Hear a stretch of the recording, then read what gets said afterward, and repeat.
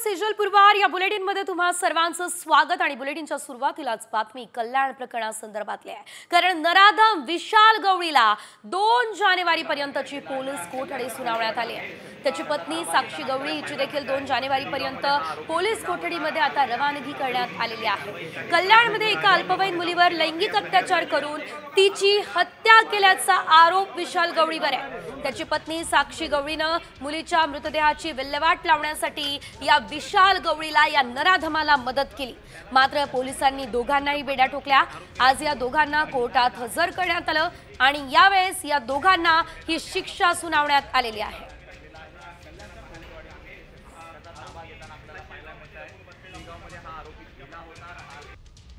तर कल्याणच्या चिमुरडीवर लैंगिक अत्याचार करून तिची हत्या करणाऱ्या विशाल गवळीच्या मुसक्या या पोलिसांनी आवळल्या।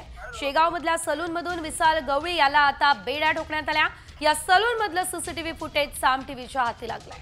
विशाल गवळीने आपली ओळख लपवण्यासाठी दाढी केली, मात्र दाढी काढल्या त्याला पोलिसांनी खाकी काय असते हे दाखवलं। साध्या वेशातल्या पोलिसांनी थेट सलूनमध्ये या नराधमाच्या मुसक्या आवळल्या। शेगाव पोलिसांनी झडप घातली। विशाल गवळी याला सलून दुकानातून ताब्यात घेतला।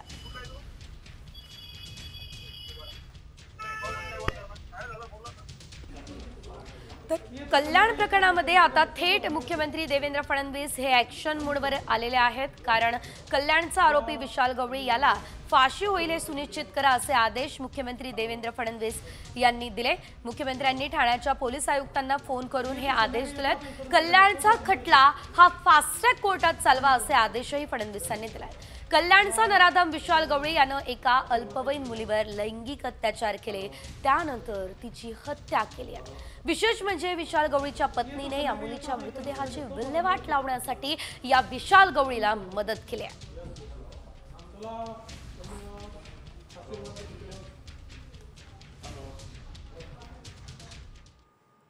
तर कल्याणमध्ये 13 वर्षीय चिमुकलीवर अत्याचार करून हत्या केल्याची घटना ताजी आहे। आणि असं असताना राजगुरुनगरमध्ये 2 चिमुकल्या बहिणींच्या खुनानं एकच खळबळ उडालेली आहे। संपूर्ण राजगुरुनगर आता या खुनानं हादरलं असल्याचं बघायला मिळत आहे। तर हत्येप्रकरणी पोलिसांनी एका परप्रांतीय आरोपीला अटकही केली आहे। नराधमाला कडक शिक्षा द्यावी अशी मागणी आता स्थानिकांनी केलेली आहे। काल घराबाहेर खेळताना 2 बहिणी बेपत्ता झालेल्या होत्या। शहराच्या बाहेर एका इमारतीच्या शेजारी ड्रममध्ये त्यांचे मृतदेह सापडले। त्यानंतर पोलिसांनी तपासाची चक्र फिरवली आणि एका आरोपीला अटक केली।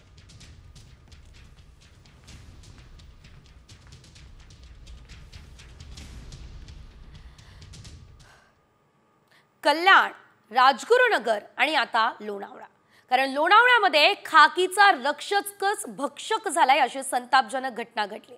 बंदोबस्तावरच्या पोलिसांना 5 वर्षांच्या चिमुरडीवरती लैंगिक अत्याचार केलाय। या प्रकरणी पोलीस कर्मचारी सचिन सस्तेला बेड्या ठोकण्यात आलेल्या आहेत। विसापूर किल्ला परिसरामध्ये सचिन सस्ते हा बंदोबस्तावर होता। याच परिसरात पीडित मुलगी खेळत होती, तेव्हा दारूच्या नशेत असलेला सचिन सस्ते या मुलीजवळ गेलेला आहे। चॉकलेटचा आमिष त्यानं या मुलीला दाखवलं आणि या चिमुरडीला त्यानं आडोशाला नेलाय। तिच्यावर अतिप्रसंग करण्याचा प्रयत्न केलाय। मुलीने पालकांना ही गोष्ट सांगितली आणि या नराधम पोलिसाला यानंतर आता बेड्या ठोकण्यात आलेल्या आहेत। अतिशय धक्कादायक अशी घटना। माझी पोरगी खेळायला गेली आणि खेळता खेळता म्हणजे याने बाजूला नेऊन तिची असं छेड काढली। आणि तुम्ही कायद्याने जर असं करत असाल तर आम्ही कायदा मागायचा कोणाक सांगा ना। आज तुम्ही कायदावाले लोक आहेत ना, मग आम्ही हात पसरायचं कोणाक ते सांगा ना मला। तुम्ही फुल प्यालेला माणूस, पक्का प्यालेला, आणि तुम्ही कायदेवालेच लोक तुमची खाकी चढून उपयोगच काय त्यांचा सांगा ना मला तुम्ही। आता तुम्ही खाकी चढून तुम्ही बाकी करायला लागलं लोकांची, गरिबाची छेड काढायला लागलं, ती पण चिमुकल्या पोरीची। जर पोलिसांवरच मुली विश्वास ठेवू शकत नसेल तर पुढे नेमकं काय असा प्रश्न उपस्थित होतो। उर्वरित बातम्यांचा घेऊयात धावता आढावा। महानगरपालिका निवडणूक उद्धव ठाकरे स्वबळावर लढवणार का हा प्रश्न आता विचारला जातोय। महानगरपालिका निवडणुकांसाठी उद्धव ठाकरे ॲक्शन मोडवर आल्याचं दिसतंय। ठाकरेंच्या उपस्थितीमध्ये आजपासून मातोश्रीवरती बैठकांचं सत्र सुरू होत आहे। ठाकरे पदाधिकाऱ्यांकडून तयारीचा आढावा घेणार आहे।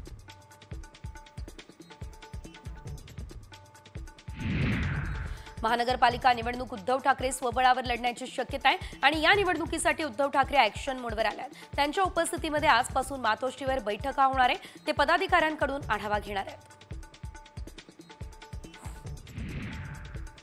विधानसभा निवडणुकीनंतर आता शरद पवार पक्ष संघटनेत भाकरी फिरवणार अशी माहिती सूत्रांनी दिली।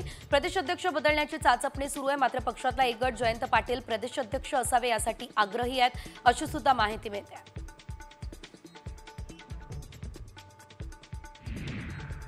उपमुख्यमंत्रीपद स्वीकारल्यानंतर एकनाथ शिंदे आज पहिल्यांदा दिल्ली दौऱ्यावर जात आहे। यावेळेस ते पंतप्रधान मोदी, गृहमंत्री अमित शहा यांच्यासह जेपी नड्डांची भेट घेतील। ही सदिच्छा भेट असल्याचं सध्या सांगितलं जात आहे। कल्याण प्रकरणी मुख्यमंत्री देवेंद्र फडणवीस यांनी ठाण्याच्या पोलीस आयुक्तांना फोन केला। आरोपी विशाल कवडीला फाशी होईल हे सुनिश्चित करा असे आदेश मुख्यमंत्र्यांनी दिले। कल्याणचा खटला फास्ट ट्रॅक कोर्टामध्ये चालवण्याचे आदेशही फडणवीसांनी दिले।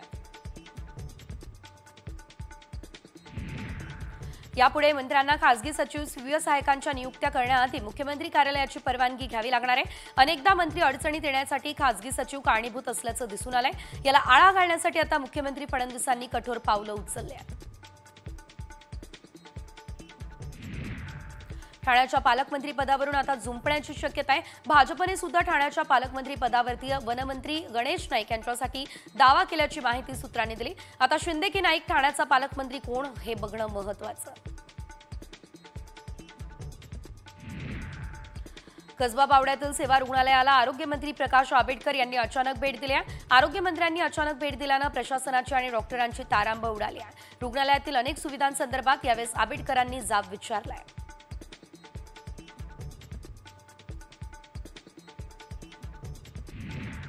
मराठवाड्यात आजपासून पुढचे 3 दिवस पाऊस आणि गारपिटीचा अंदाज सध्या वर्तवला जातोय। आज सकाळपासून मराठवाड्याच्या बहुतांश भागांमध्ये संपूर्ण ढगाळ वातावरण आहे। सूर्यदर्शनच झालेलं नाहीये, त्यामुळे पाऊस होण्याची चिन्ह आहेत। रब्बी पिकांना या पावसाचा फटका बसेल अशी भीती सध्या व्यक्त केली जाते।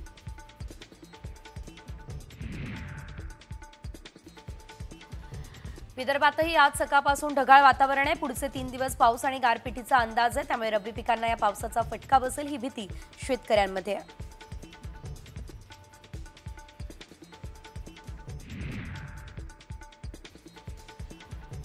यवतमाळ जिल्ह्यामध्ये गारपिटीसह पावसाचा अंदाज व्यक्त करण्यात आलाय। 27 ते 28 डिसेंबर दरम्यान जिल्ह्यात गारपिटीसह वादळी पावसाचा अंदाज आहे। नागरिकांनी सतर्क राहण्याचं आवाहन जिल्हा प्रशासनाच्या वतीने करण्यात आलेलं आहे।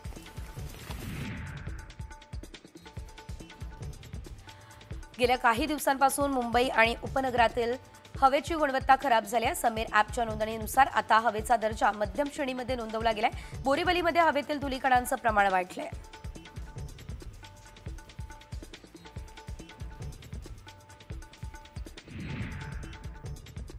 पुण्यात अनेक ठिकाणी सध्या धुक्याची चादर पसरली आहे। नांदेड सिटी परिसरातील मोठ्या प्रमाणात धुकं पसरलं। शहरातील अनेक भागामध्ये आज सकाळपासूनच गारवा आहे।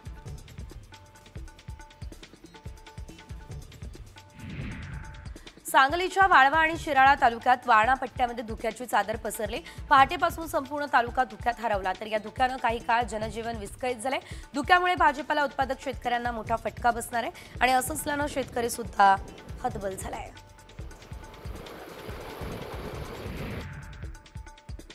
थंडीचा हंगाम सुरू असल्यानं नवी मुंबईमधील एपीएमसी फळ बाजारात डाळिंबांची मागणी सध्या वाढलेली दिसते आहे। डाळिंबाचे दरही वाढलेले आहेत। महिनाभरापूर्वी 100 रुपये प्रति किलो दराने विकले जाणारे डाळिंब आता 160 रुपये प्रति किलो दराने विकले जात आहे। गुलाबी थंडीमध्ये बदलापूरमध्ये पोपटी पार्टीचं आयोजन करण्यात आलं। यावेळी शेकडो बदलापूरकरांनी या पोपटीचा आस्वाद घेतला। शाकाहारी आणि मांसाहारी अशा दोन्ही स्वरूपात असलेल्या या पोपटीचा खवय्यांनी मनमुराद आस्वाद घेतला।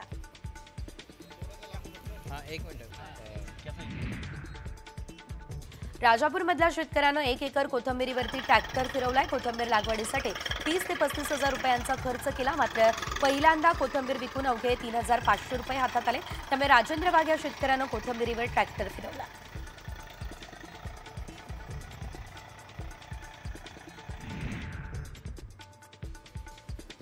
बनावट शेतकरी उभा करून अतिवृष्टीची कोट्यवधींची मदत लाटणाऱ्या तलाठ्यांना आता बुलडाणा आर्थिक गुन्हे शाखेच्या पोलिसांनी ताब्यात घेतलंय। तत्कालीन तहसीलदार शीतल सोलट यांनीच हा घोटाळा उघडकीस आणलाय आणि पोलिसात तक्रार दिली। ऑगस्ट महिन्यापासून तिन्ही आरोपी फरार होते।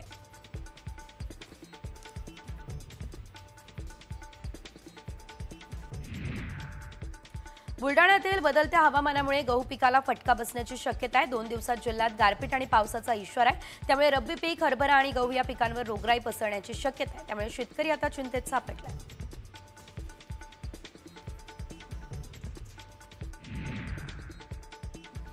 वाशिमच्या बाजारात वाटाण्याच्या शेंगांना चांगली मागणी आहे। 90 ते 100 रुपये किलो प्रमाणे दरही मिळतोय। अवघ्या 2 ते 2.5 महिन्यांचं पीक असलेल्या वाटाण्यातून शेतकऱ्यांना चांगला नफा मिळतोय। त्यामुळे आनंद व्यक्त केला जातोय।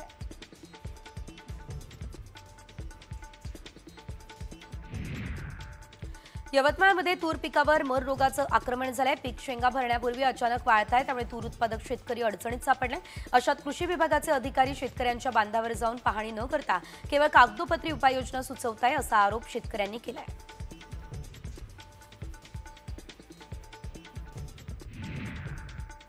धाराशिव जिल्ह्यात रब्बी हंगामासाठी पीक कर्ज वाटप केलं जातं। यावेळेस केवळ 21% शेतकऱ्यांना पीक कर्जाचं वाटप करण्यात आलंय। अनेक शेतकऱ्यांना बँका कोणत्या ना कोणत्या कारणानं कर्ज नाकारतात। त्यामुळे पीक कर्ज वाटपात बँकांचा आखडता हात बघायला मिळतोय। सांगली जिल्ह्यातील रब्बी हंगामातली पेरणी आता आटोपलेली आहे। कारण तब्बल 1,74,277 हेक्टरवर पेरणी झाली आहे। यंदाच्या हंगामात गळीत धान्य पेरणीकडे शेतकऱ्यांनी पाठ फिरवल्याचं दिसतंय।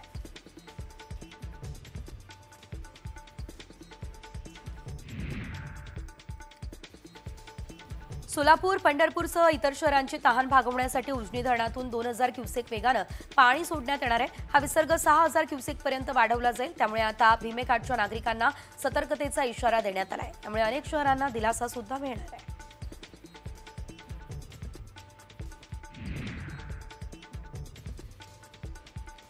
पशुखाद्याच्या भावात सातत्यानं वाढ होती आणि त्यामुळे पशुपालकांना मोठा खर्च यामागे करावा लागतोय। दुसरीकडे चांगल्या प्रतीच्या दुधाला योग्य दरच मिळत नाहीये। त्यामुळे दूध उत्पादक शेतकरी संकटात सापडलाय। यामुळे सरकारने आता दुधाला हमीभाव द्यावा ही मागणी दूध उत्पादक शेतकऱ्यांनी केली आहे।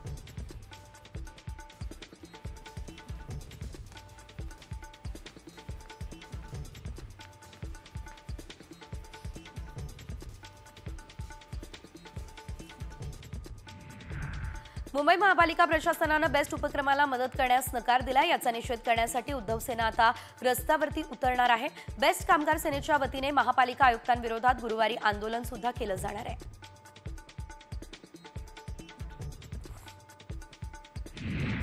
फेब्रुवारीपासून JNPA ते गेटवे अंतर अवघ्या 25 मिनिटांमध्ये पार करता येईल। प्रवास सुविधेसाठी आता स्पीड बोटीचा पर्याय उपलब्ध करून देण्यात आलाय। यासाठी लागणाऱ्या निधीला आता मंजुरी मिळाली आहे।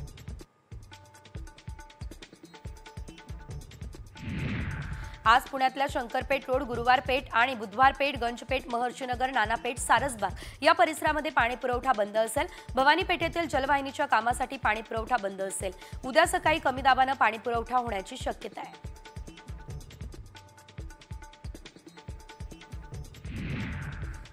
बँक खात्याचे KYC झालेले नाही अशांची पेन्शन बंद होण्याची शक्यता आहे। संजय गांधी निराधार योजना आणि श्रावणबाळ योजनेतल्या ज्येष्ठ नागरिकांची पेन्शन DBTद्वारे थेट बँकेमध्ये जमा होणार आहे। मात्र ज्यांचं KYC होऊ शकत नाही त्यांचं काय याबाबत सरकारकडून स्पष्ट निर्देश नाहीत। पुण्यातल्या काही भागात पाणी पुरवठा बंद राहणार आहे, तर भवानी पेठेतील जलवाहिनीच्या कामासाठी पाणी पुरवठा बंद ठेवला जाईल। त्यामुळे उद्या सकाळी कमी दाबानं पाणी पुरवठा होण्याची शक्यता आहे।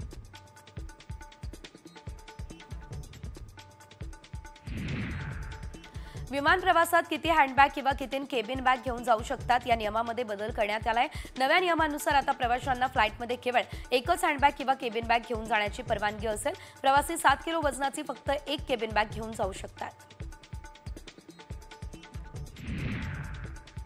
यवतमाळ विभागाच्या बसमध्ये महिला सन्मान योजनेअंतर्गत तब्बल 1,30,32,000 महिलांनी एसटीने प्रवास केला। याद्वारे एसटी परिवहन महामंडळाला 37,42,15,000 रुपयांचं उत्पन्न मिळालं।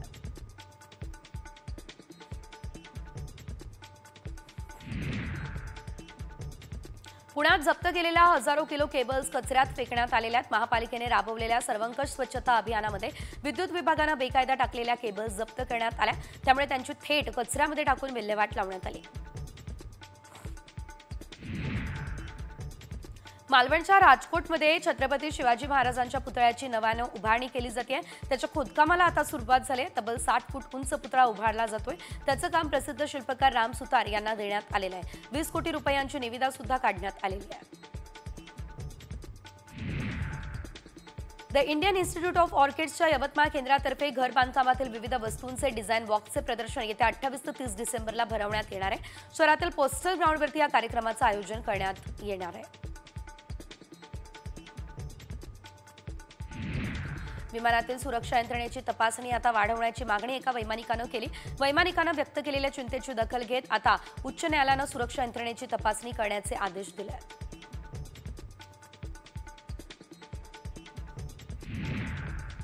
मराठवाड्याच्या जिल्हा परिषदेच्या शाळांमधल्या विद्यार्थ्यांच्या गुणवत्तेमध्ये प्रचंड घसरण झाली आहे. कारण विद्यार्थ्यांना वाक्य वाचताही येत नाहीये. काहींना 99 पर्यंतचं संख्या ज्ञान देखील नाहीये. मराठवाड्यातल्या 8 पैकी 6 जिल्ह्यातल्या जिल्हा परिषद शाळांमधल्या 29% विद्यार्थ्यांना मराठी वाचता येत नसल्याचं समोर आलंय.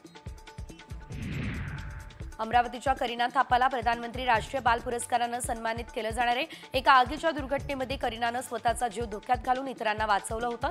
या शौर्याबद्दल तिचा गौरव केला जातोय. 17 वर्षांच्या करीना थापाला आता राष्ट्रपती द्रौपदी मुर्मू यांच्या हस्ते आणि पंतप्रधान नरेंद्र मोदी यांच्या उपस्थितीमध्ये हा पुरस्कार दिला जाईल. कोकणात सध्या सौंदर्याची पर्यटकांना भुरळ पडलेली आहे. यामुळे पर्यटक आता कोकणात दाखल झालेले आहेत. कोकण सध्या हाऊसफुल झालंय. न्यू इयर सेलिब्रेशनसाठी आता रत्नागिरीमध्ये पर्यटकांनी गर्दी केली आहे.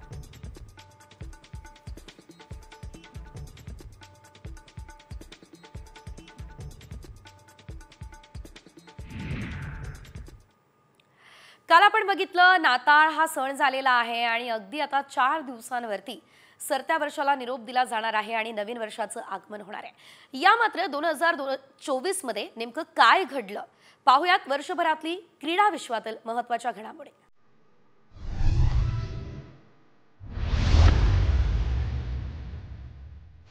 टीम इंडियानं T20 विश्वचषक जिंकला. रोहित शर्माच्या नेतृत्वाखाली टीम इंडियानं T20 वर्ल्ड कपवर आपलं नाव कोरलं. 30 जानेवारी 2024ला बार्बाडोसमध्ये खेळण्यात आलेल्या अंतिम सामन्यामध्ये दक्षिण आफ्रिकेचा पराभव करत टीम इंडियानं T20 वर्ल्ड कपचं विजेतेपद पटकावलं. T20 वर्ल्ड कप जिंकत टीम इंडियानं 11 वर्षांचा ICC ट्रॉफी जिंकण्याचा दुष्काळ संपुष्टात आणला.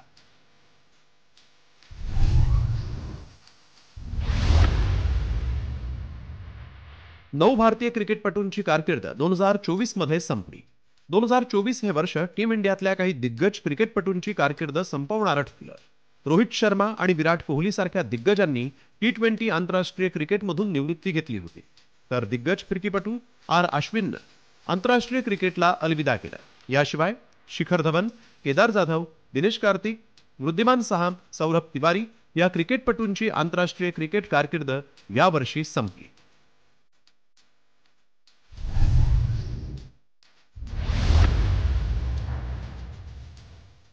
KKRनं IPL ट्रॉफी जिंकली. 2024 मध्ये इंडियन प्रीमियर लीगचा 17व्या हंगामामध्ये कोलकाता नाईट रायडर्सनं अंतिम सामन्यामध्ये सनरायझर्स हैदराबादचा पराभव करत तिसऱ्यांदा IPL ट्रॉफीवर नाव कोरलं. तर वर्ष संपता झालेल्या खेळाडूंच्या लिलावामध्ये ऋषभ पंतनं सर्व विक्रम मागे टाकले.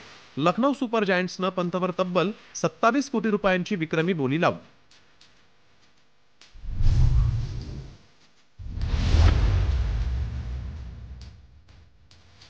पॅरिस ऑलिम्पिकमध्ये 6 मेडल्स जिंकले. पॅरिस ऑलिम्पिकमध्ये भारतानं तब्बल 6 पदकं जिंकण्याची कामगिरी केली. नीरज चोप्रानं भालाफेकमध्ये रौप्य पदक जिंकलं. लौकिकाला साजेशी कामगिरी केली. भारतानं नेमबाजीत 3 मेडल्स, ॲथलेटिक, हॉकी आणि कुस्तीमध्ये प्रत्येकी 1 मेडल पटकावलं. मनू भाकरनं नेमबाजीमध्ये सर्वाधिक 2 मेडल्स जिंकण्याची किमया साधली.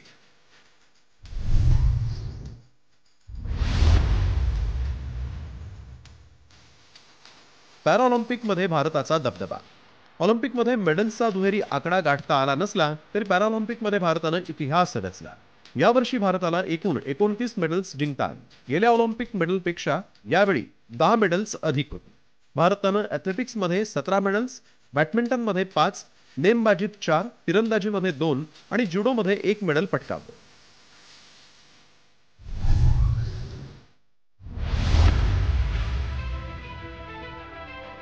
तिरंदाजी विश्वचषकात 15 मेडल्स. तिरंदाजी वर्ल्ड कप 2024च्या एप्रिलमध्ये आयोजित करण्यात आला होता. यात भारतीय खेळाडूंनी चमकदार कामगिरी करत तब्बल 15 मेडल्स जिंकली. या स्पर्धेत भारताला मिळालेल्या 7 गोल्ड, 5 सिल्वर आणि 3 ब्रॉन्झ मेडल्सचाही समावेश आहे.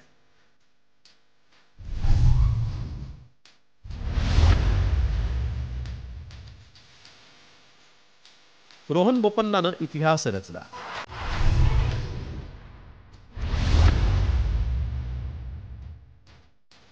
भारतीय हॉकी संघाचा कारनामा. आशियाई चॅम्पियन्स ट्रॉफी 2024 मध्ये भारतीय हॉकी संघानं चीनचा 1-0 असा पराभव करत जेतेपदावर नाव कोरलं. भारतीय हॉकी संघानं आशियाई चॅम्पियन्स ट्रॉफीचं विजेतेपद पटकावण्याची ही 5वी वेळ होती. भारताकडून युवराज सिंगनं गोल केला. भारतासाठी हा मात्र निर्णायक गोल ठरला.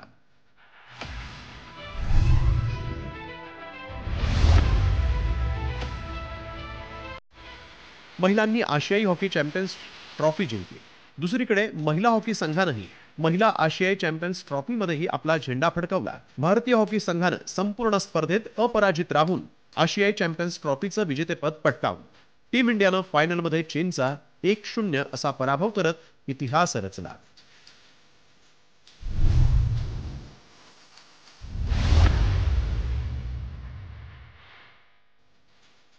डी गुकेश ठरला 64 घरांचा राजा. 2024 वर्ष संपता संपता करोडो भारतीयांसाठी एक अभिमानाची घटना घडली. ग्रँडमास्टर डोम्माराजू गुकेशनं वयाच्या अवघ्या 18व्या वर्षी जागतिक बुद्धिबळ स्पर्धा जिंकून इतिहास रचला. विश्वविजेता बनणारा तो जगातील सर्वात तरुण बुद्धिबळपटू ठरला. गुकेशनं चीनच्या डिंग लिरेनचा पराभव करून विश्वविजेतेपदाला गवसणी घातली.